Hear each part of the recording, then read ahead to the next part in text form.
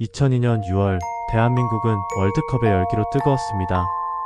하지만 그 환희의 한복판, 서울의 반포 한강 둔치에서 믿을 수 없는 일이 벌어졌습니다.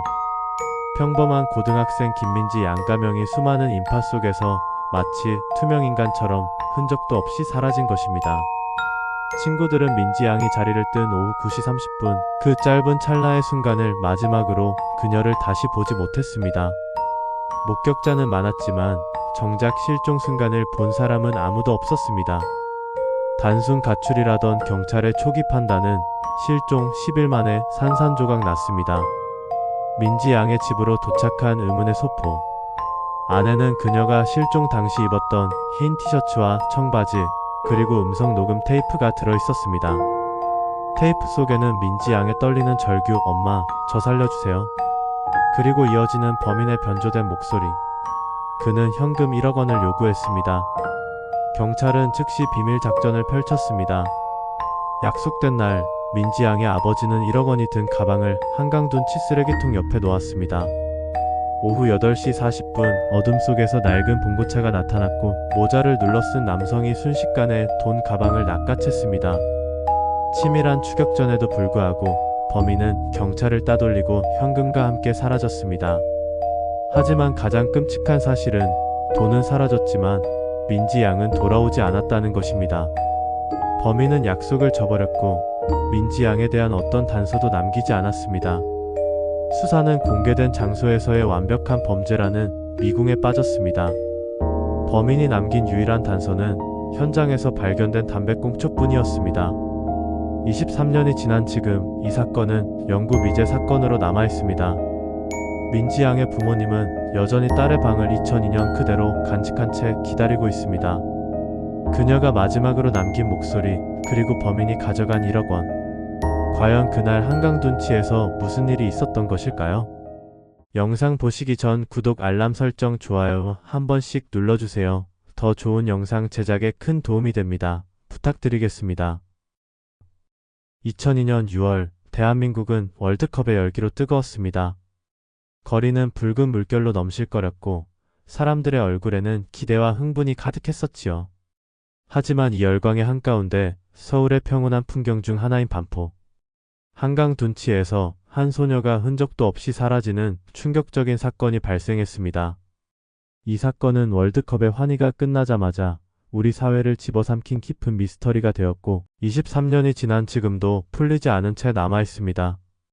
우리는 지금 그의 여름의 기억을 되짚어보려고 합니다. 실종된 소녀는 당시 인근 고등학교 2학년에 재학 중이던 김민지 양이었습니다.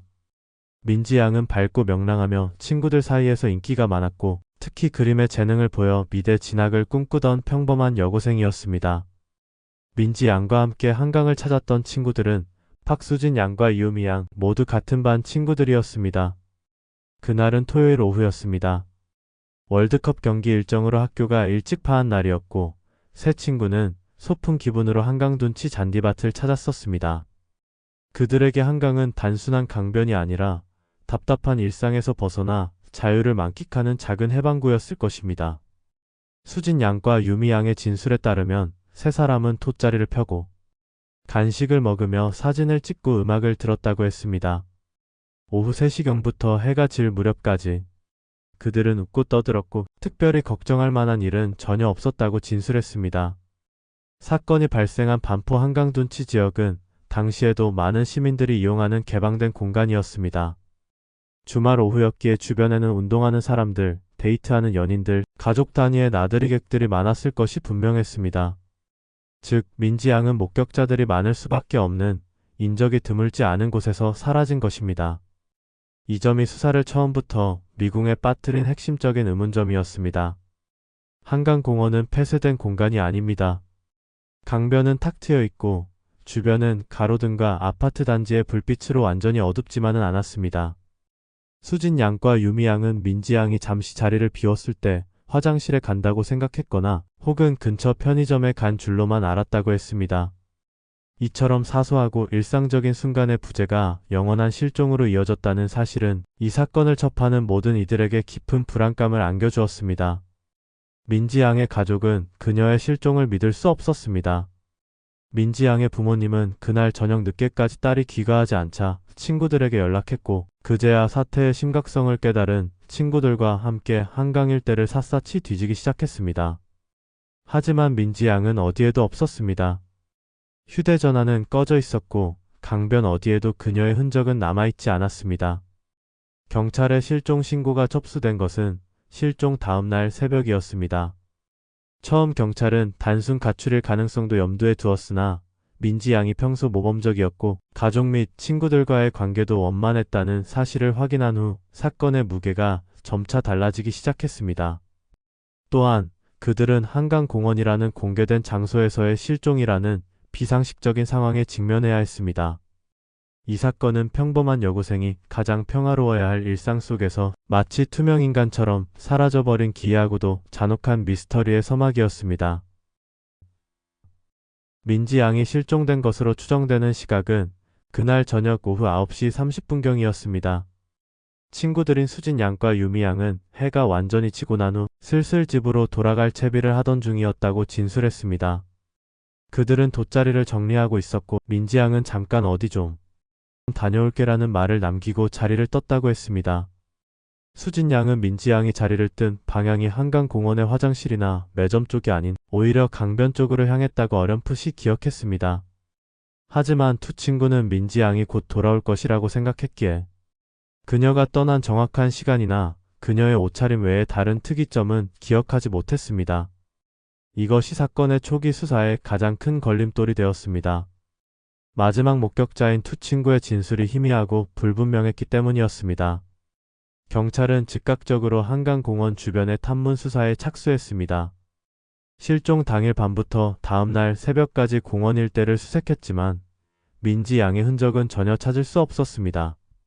주변 상인, 야간 운동객, 주차된 차량의 운전자 등을 상대로 광범위한 탐문 수사를 벌였지만 민지 양이 납치되는 장면이나 누군가와 다투는 소리를 들었다는 결정적인 목격자는 나타나지 않았습니다.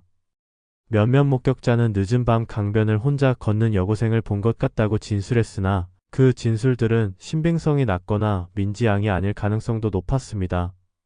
수사팀은 민지 양이 자발적으로 강에 투신했을 가능성도 염두에 두었으나 민지 양의 평소 성격과 주변 상황을 고려할 때 그 가능성은 매우 낮다고 결론 내렸습니다. 또한 유서나 자살을 암시하는 어떠한 메시지도 발견되지 않았습니다. 수사는 실종 다음 날부터 급박하게 돌아갔습니다. 경찰은 민지 양의 휴대전화 통화 기록과 문자 메시지 기록을 분석했지만 특별한 단서를 찾지 못했습니다. 실종 직전 그녀가 주고받은 연락은 대부분 친구들과의 평범한 대화였고 수상한 번호나 협박성 메시지는 전혀 없었습니다. 사건 당일 오후 9시 30분 이후 민지 양의 휴대전화는 전원이 꺼진 상태로 더 이상 위치 추적이 불가능했습니다. 수사팀은 그녀가 사라진 곳이 아닌 다른 장소에서 휴대전화의 전원이 꺼졌을 가능성도 배제하지 않았지만 이를 입증할 만한 기술적 단서나 물증은 없었습니다. 이처럼 목격자는 많았지만 정작 결정적인 순간의 목격자는 없었던 상황, 그리고 흔적 없이 사라진 휴대전화는 이 사건이 단순히 우발적인 사고가 아닌 계획된 범죄일 가능성을 강력하게 시사했습니다. 민지 양이 사라진 지 48시간이 지난 후 수사는 공개 수사로 전환되었습니다. 경찰은 전단지를 배포하고 언론을 통해 민지 양의 사진과 실종 당시의 인상착의를 알렸습니다. 가족들은 절망 속에서 시민들의 제보를 기다렸습니다. 이 시점에서 수사팀이 가장 주목했던 것은 민지 양과 친구들이 머물렀던 돗자리 주변에서 민지 양의 것은 아닌 낯선 담배꽁초 하나가 발견되었다는 사실이었습니다. 비록 그 담배꽁초 하나가 범인의 것임을 확정할 수는 없었지만 주변 탐문 결과 세 여고생 중 흡연자는 없었다는 점, 그리고 당시 한강 둔치에서 해당 종류의 담배를 피우는 사람이 흔치 않았다는 점을 고려하여 DNA 분석을 의뢰했습니다. 이 작은 담배꽁초 하나가 수사팀에게는 한 줄기 희망이었지만 안타깝게도 당시의 과학기술로는 뚜렷한 개인 식별 정보를 추출해내지 못했고 이 단서는 결국 미궁 속에 묻히게 됩니다. 초기 수사는 이처럼 수많은 의문점과 미약한 단서들만을 남긴 채 시간만 흘러가고 있었습니다.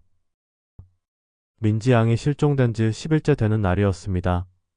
온 가족이 시르에 빠져 민지 양의 귀가를 기다리던 중 민지양의 집으로 의문의 소포 하나가 도착했습니다. 평범한 갈색 마닐라 봉투에 담겨 있었고 발신자 주소는 명확히 기재되어 있지 않았습니다. 민지양의 아버님인 김정호 씨는 떨리는 손으로 소포를 열었습니다. 봉투 안에는 3가지 물건이 들어 있었습니다. 첫 번째는 민지양이 실종 당시 입고 있던 흰색 반팔 티셔츠와 청바지였습니다. 두 번째는 그녀가 신었던 운동화 한 켤레였으며 마지막으로 일반 카세트 테이프 하나가 있었습니다. 이 소포는 실종이 단순 사고나 가출이 아닌 명백한 유괴 사건임을 온 세상에 알리는 잔혹한 선언이었습니다. 소포를 확인한 김정호 씨는 곧바로 경찰에 신고했습니다. 현장에 도착한 수사팀은 유괴범이 보낸 물증들을 조심스럽게 확보했습니다. 옷가지와 신발은 흙이나 물에 젖은 흔적이 없었고 비교적 깨끗한 상태였습니다. 이 물건들이 민지양의 것임은 가족의 확인을 통해 명확해졌습니다. 하지만 이 물건들에서는 범인의 지문이나 머리카락 같은 결정적인 단서는 발견되지 않았습니다. 범인이 의도적으로 증거인멸을 시도했거나 애초에 장갑을 끼고 포장했을 가능성이 높았습니다. 모든 증거물은 정밀 감식을 위해 국립과학수사연구소로 보내졌습니다. 수사팀이 가장 주목한 것은 소포 안에 들어있던 음성 녹음 테이프였습니다. 테이프를 재생하자 잡음이 섞인 가운데 한 여성의 목소리가 들려왔습니다. 그 목소리는 바로 실종된 민지 양의 목소리로 추정되었습니다. 엄마, 아빠, 저 좀 살려주세요. 너무 무서워요. 라는 짧고 떨리는 절규였습니다. 이 녹음은 민지 양이 아직 살아있을 가능성을 시사했지만 동시에 그녀가 극도의 공포 상태에 놓여 있음을 보여주었습니다. 민지 양의 목소리가 끝난 후 곧이어 낮고 변조된 남성의 목소리가 들려왔습니다. 이 목소리는 직접적으로 몸값을 요구했습니다. 범인은 요구했습니다. 현금 1억 원을 준비하여 신문지에 싸거나 가방에 담아 실종된 지 사흘 뒤인 특정 날짜의 저녁 8시 반포 한강둔치 특정 쓰레기통에 넣어두라는 것이었습니다. 만약 경찰에 신고하거나 약속을 어길 경우 민지 양의 안전을 보장할 수 없다는 협박이 덧붙여졌습니다. 이 녹음 테이프는 범인의 지능적인 면모를 보여주었습니다. 당시 상황에서 흔하지 않은 카세트 테이프를 사용한 점, 목소리를 변조한 점, 그리고 현금을 요구하면서도 특정 장소와 시간을 지정하여 경찰의 추적을 어렵게 만들려는 시도가 엿보였기 때문입니다.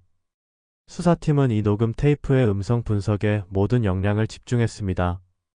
음성 변조가 어떻게 이루어졌는지, 배경에 혹시라도 단서가 될 만한 소리, 특정 장소에 소음 등은 없는지 정밀하게 분석했지만 범인은 매우 치밀하게 준비한 듯 주변 소음까지 거의 완벽하게 제거한 상태였습니다. 이제 사건은 유괴 수사로 완전히 전환되었습니다. 경찰은 가족의 안전과 민지 양의 생명을 최우선으로 고려하여 언론 보도를 극도로 통제하고 비공개 수사를 진행했습니다.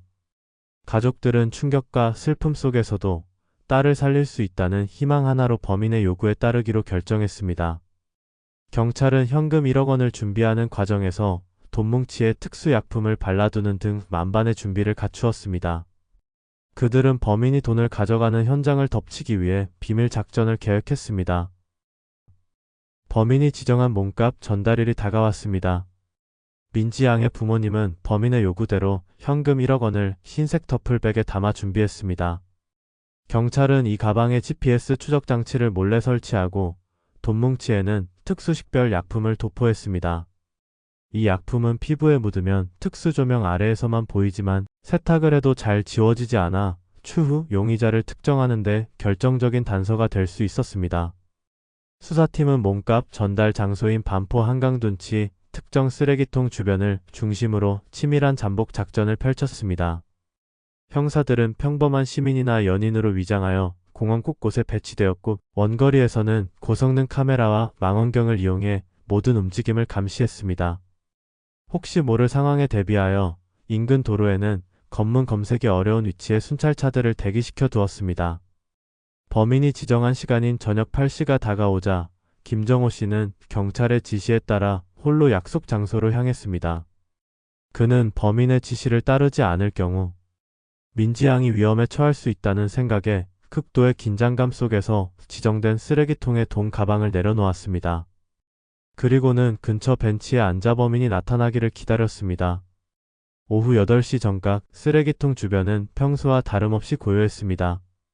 시간이 10분이 지나고 20분이 지나도 범인의 움직임은 포착되지 않았습니다. 수사팀은 초조하게 상황을 지켜보고 있었습니다. 그들은 범인이 원거리에서 상황을 살피고 있을 가능성에 무게를 두고 모든 잠복조에게 경계를 늦추지 않도록 지시했습니다. 약속 시간보다 40분이 지난 오후 8시 40분경 드디어 움직임이 포착되었습니다. 쓰레기통 근처에 주차되어 있던 낡은 봉고차 한 대가 조용히 쓰레기통 쪽으로 후진을 했습니다. 그리고 운전석 쪽 문이 열리더니 어두운 색 점퍼를 입고 모자를 깊게 눌러쓴 남성이 민첩하게 차에서 내렸습니다. 남성은 주변을 한번 힐끗 돌아본 후 쓰레기통 옆에 놓여있던 흰색 더플백을 집어들고는 순식간에 차에 다시 올라탔습니다. 이 모든 과정은 10초도 채 걸리지 않았습니다. 잠복 중이던 형사들은 이 순간을 놓치지 않고 남성을 추격하려 했지만 남성이 워낙 순식간에 움직였고 봉고차는 곧바로 급가속하여 공원 주차장을 벗어나 외곽도로로 진입했습니다. 수사팀은 추격조를 동원하여 봉고차를 쫓았지만 범인은 이미 주변 지리에 익숙한 듯 복잡한 골목길을 이용해 능숙하게 따돌리기 시작했습니다. 봉고차가 예상치 못한 방향으로 이동하면서 결국 추격팀은 범인을 놓치고 말았습니다. 더욱 절망적인 것은 돈 가방에 부착했던 GPS 추적 장치가 봉고차가 공원 주차장을 벗어나자마자 신호를 끊어버렸다는 사실이었습니다. 범인은 추적 장치의 존재를 예상하고 있었던 것인지 아니면 우연히 발견하고 제거한 것인지는 알 수 없었지만 이로 인해 수사팀은 범인의 최종 도주 경로를 파악할 수 없게 되었습니다. 가장 중요한 것은 민지 양의 생사였습니다. 범인은 돈을 가져갔지만 민지 양에 대한 어떠한 정보도 남기지 않았습니다. 약속대로라면 돈을 받은 후 민지 양의 소재를 알려주어야 했지만 범인에게서는 더 이상 아무런 연락도 오지 않았습니다. 돈은 사라졌고 민지 양은 돌아오지 않았습니다. 이 허탈한 몸값 전달 작전의 실패는 수사팀과 가족들에게 이중의 절망감을 안겨주었습니다. 민지 양의 생존 가능성에 대한 마지막 희망이었던 이 작전이 실패로 돌아가면서 사건은 다시 원점으로 돌아가게 되었습니다. 수사팀은 범인의 낡은 봉고차를 유일한 단서로 삼아 차량 등록 정보와 동일 차량을 수배하는 데 전력을 다해야 했습니다. 몸값 전달 작전이 실패로 돌아간 후 수사팀은 다시 사건에 처음으로 돌아가 민지 양의 실종 당일 행적을 면밀하게 재검토했습니다. 특히 오후 9시 30분경 민지 양이 친구들 곁을 떠난 후부터 행적이 완전히 사라진 모호한 30분에 초점을 맞추었습니다. 수사팀은 친구들의 진술을 다시 한번 자세히 들었고 그들의 기억 속에서 놓치고 있던 작은 조각들을 찾아내려고 노력했습니다.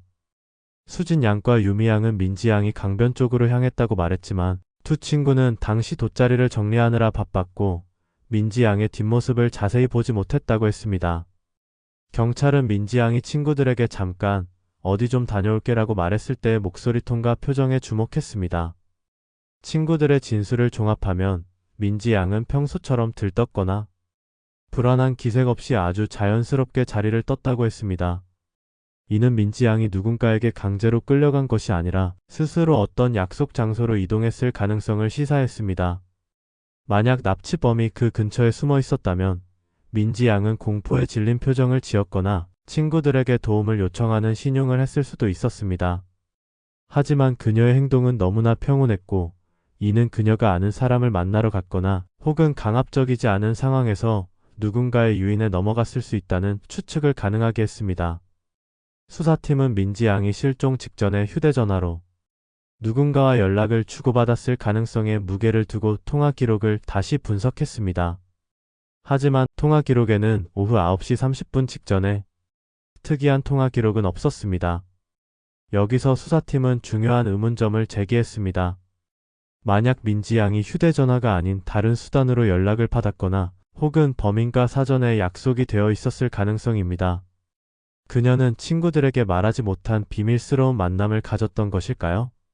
수사팀은 민지 양이 실종된 지점 주변에서 오후 9시 30분 전후에 있었던 사람들을 대상으로 다시 한번 탐문 수사를 벌였습니다. 이번에는 특히 수상해 보이는 차량이나 민지 양에게 말을 거는 사람을 보았는지에 집중했습니다. 마침내 한강공원에서 운동을 하던 시민 김영철 씨가 중요한 진술을 했습니다. 그는 오후 9시 40분경 강변 근처 벤치에 한 남성과 여고생이 앉아 있는 것을 보았다고 했습니다. 남성은 30대 후반에서 40대 초반으로 보였고 다소 평범한 인상이었으며 여고생은 민지 양의 인상착의와 비슷했다고 진술했습니다. 그는 두 사람이 평범하게 대화를 나누는 것 같았고 특별히 이상한 점은 없어서 그냥 지나쳤다고 했습니다. 이 진술은 민지 양이 친구들을 떠난 후 10분 이내에 누군가를 만났을 가능성을 강력하게 뒷받침했습니다. 이 남성이 범인이라면 그는 민지 양과 어떤 관계였을까요? 혹은 민지 양을 어떻게 유인했던 것일까요? 수사팀은 이 남성의 몽타주를 작성하고 탐문 수사를 강화했지만 평범한 인상이라는 모호한 진술 때문에 몽타주가 특정 용의자로 이어지는 데는 한계가 있었습니다.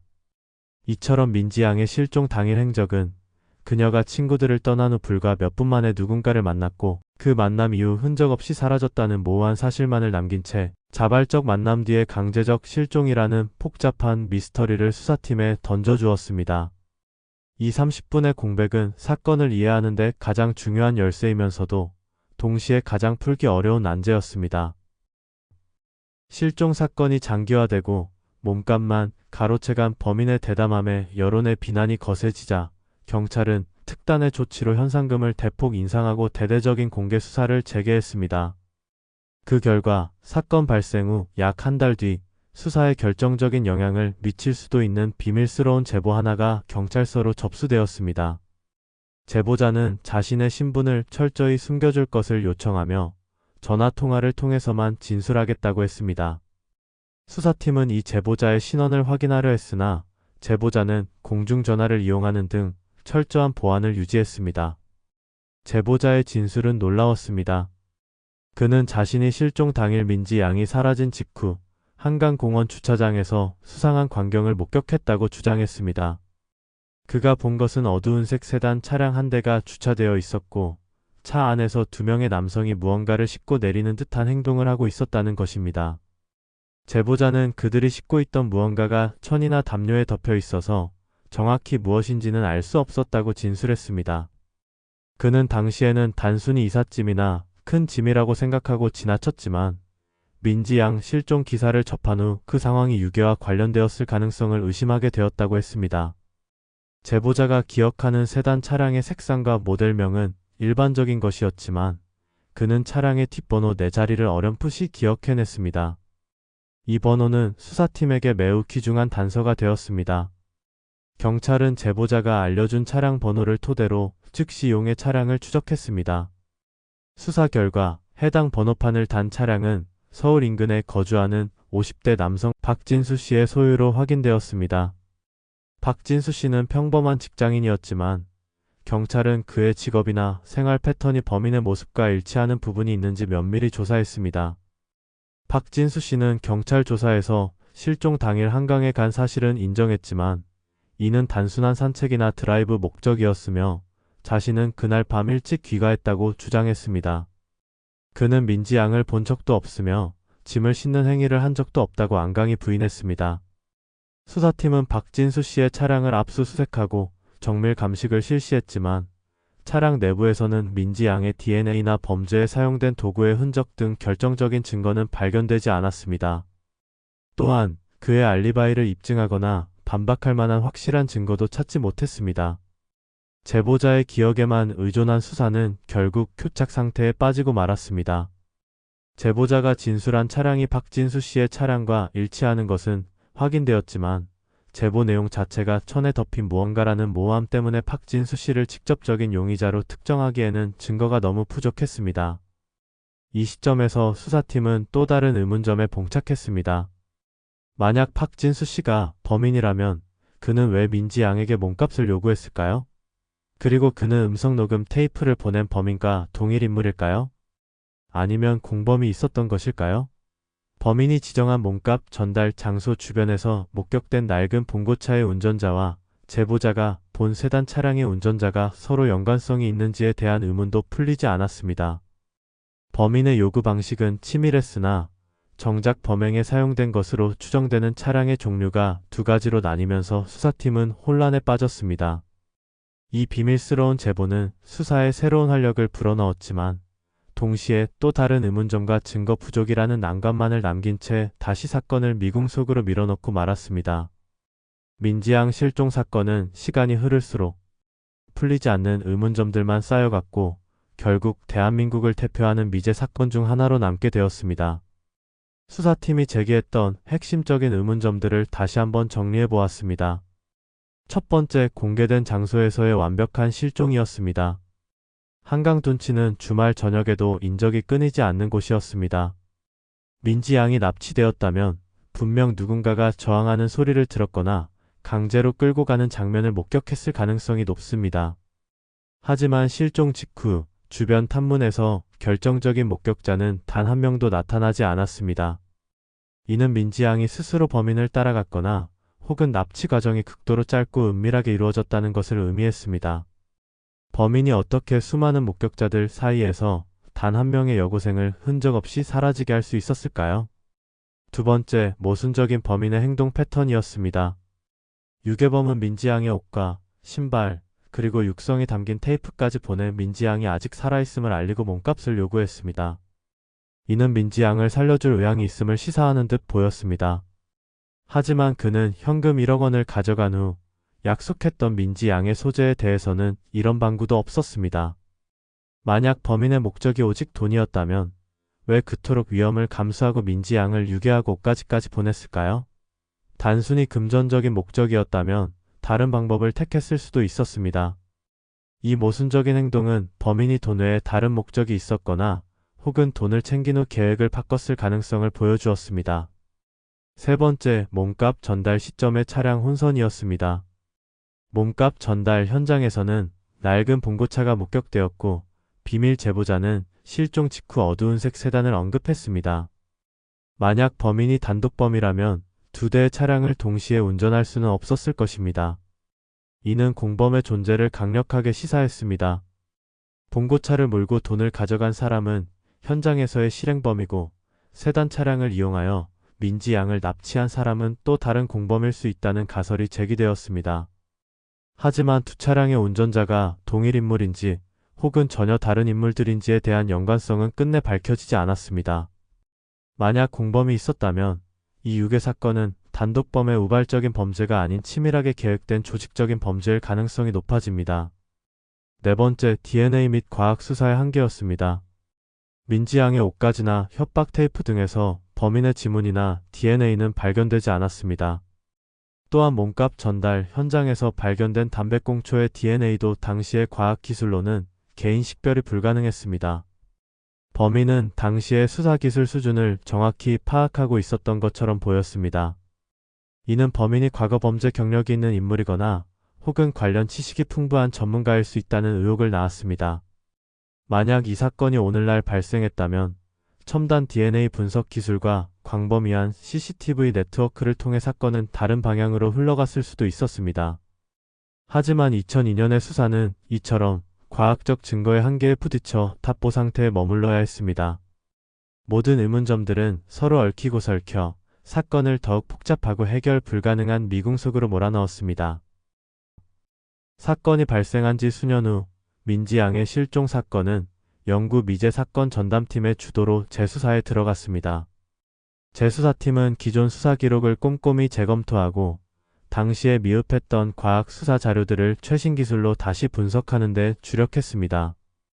특히 기존 수사에서 중요하게 다뤄지지 않았던 민지 양의 주변 인물들을 대상으로 한 심리 분석과 알리바이 검증이 다시 이루어졌습니다. 재수사팀은 가장 먼저 음성 녹음 테이프에 대한 심층적인 분석을 의뢰했습니다. 최신 음성 복원 및 변조 해제 기술을 이용하여 변조된 남성의 목소리에서 혹시라도 숨겨진 원음을 추출할 수 있을지 시도했습니다. 하지만 범인이 사용한 변조 기술이 매우 정교했기 때문에 아쉽게도 원음을 완벽하게 복원하는 데는 성공하지 못했습니다. 다만 분석 결과 범인의 목소리에서 미세하게 남아있는 특정 지역의 사투리 악센트가 포착되었습니다. 이 사투리는 수도권 지역이 아닌 충청도 혹은 전라도 지역에서 사용하는 억양과 유사성이 있는 것으로 분석되었고 재수사팀은 이 정보를 토대로 용의자의 범위를 재설정했습니다.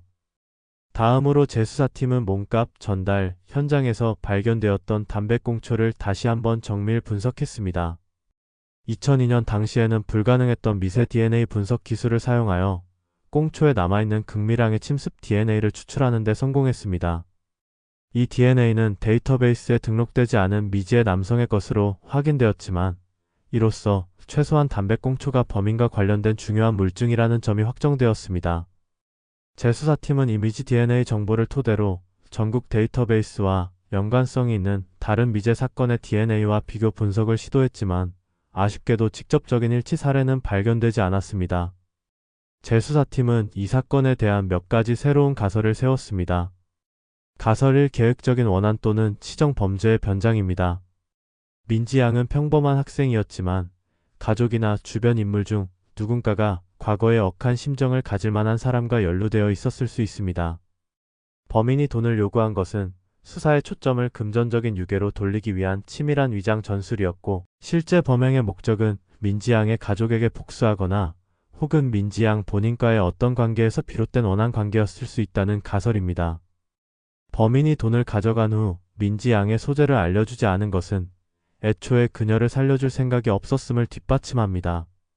가설 2. 전문적인 장기 매매 혹은 인신매매 조직의 범죄입니다. 한강공원이라는 공개된 장소에서 단기간에 흔적 없이 한 사람을 사라지게 할 수 있는 능력은 일반적인 범죄자가 아닌 체계적인 조직에 의한 범행일 가능성을 높입니다. 몸값 요구는 단순한 미끼였고 실제 민지 양은 납치 직후 국외로 밀항했거나 혹은 조직적인 인신매매의 희생양이 되었을 가능성도 배제할 수 없습니다. 이 가설은 제보자가 목격한 세단 차량이 납치에 사용되었고 이후 민지 양을 외곽으로 이송하는 데 사용되었을 수 있다는 점을 설명합니다. 가설 3. 치밀한 계획을 세운 단독범의 소행입니다. 이 가설은 범인이 당시 유행하던 범죄 영화나 소설 등을 모방하여 수사기관의 움직임을 예측하고 모든 증거를 사전에 차단한 지능형 범죄자라는 것입니다. 그는 친구들의 심리를 파악하여 민지 양을 자연스럽게 유인했고 최소한의 흔적만 남긴 채 완벽하게 증거를 인멸했습니다.